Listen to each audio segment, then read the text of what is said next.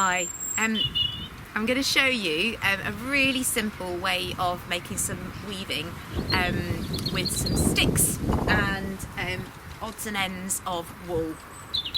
And it's a really nice thing to do just sitting outside listening to the birds, which we've got around here. I'm sat near the pond at the community gardens on a little seat. It's just a really nice way to spend a little bit of time outside. You need to find a stick that has got a kind of a Y shape in it, and you're going to weave between the fork in the twig. That can be as big or as small as you want, really, and then just odds and ends of wool. It's a really good way to use up some scraps, and you can also cut fabric up into really thin strips. That works really well as well, or ribbon, anything like that.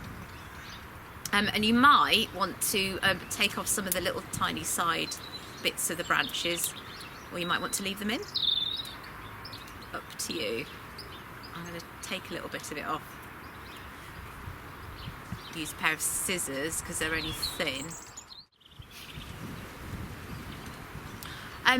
So I'm going to weave just really simply, wrapping different coloured thread around between these bits of the twig, and I'm just going to put a little knot on one end.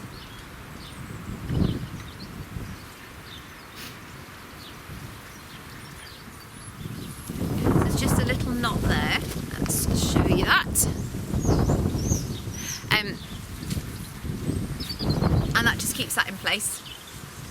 And then all I'm going to do is wrap the wool around and around. So I'm going over and under. So it starts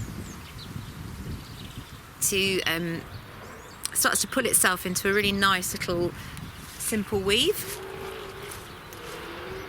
What you might not be able to hear is that there's a massive bumblebee buzzing around behind me, which is lovely. It's still a bit breezy, but the bees have been hibernating, or the queen bees will have been hibernating during the winter, and as the weather warms up, they just start to begin to emerge out of hibernation, looking for some early spring flowers. So things like the daffodils and the crocuses that are just about to open. So it's really lovely to hear the bees beginning to emerge again. So when you've come to the end of one piece of wool or string or thread that you're using, you can just tie another piece onto it and pick it up with a second colour. So I should just use... So there's another piece there, and I'm going to just do a really simple knot.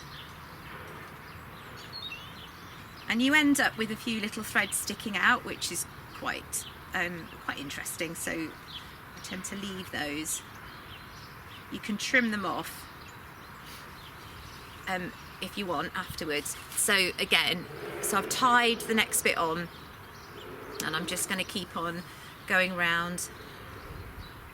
So hopefully you can see what I'm doing. I'm going over one side of the fork in the twig, and then through the middle and back round the other bit, so I'm going over one side, through the middle, back over the next side, and then back up through the middle. So it starts to put, there's like a little indentation in the middle there where you're getting the pattern. You could be weaving around several twigs and you'd get a slightly different pattern emerge. It's now making me think it's a bit like a little person. it's got little feet and a little skirt. So yeah, you can be really playful with these. but they're quite nice as you build up the layers in them. You can sometimes, you might want to like write little wishes and things on little bits of paper and thread those in, or you can start to weave in leaves and things like that as well. Because this isn't real wool, it's some kind of acrylic wool that we've had donated. I won't leave this outside because I don't want to leave that wool to kind of break off and get left outside. So I will have this inside as a decoration. If you're using real wool or cotton string, things that would compost down again, then you could have these as decorations that you hang up outside. But we just always try and make sure that we don't leave any plastic or anything that won't break down outside. And I've just come to the end of another thread, so I'm going to tie another one onto that, and I'll just keep going and see if I can fill up all of that space.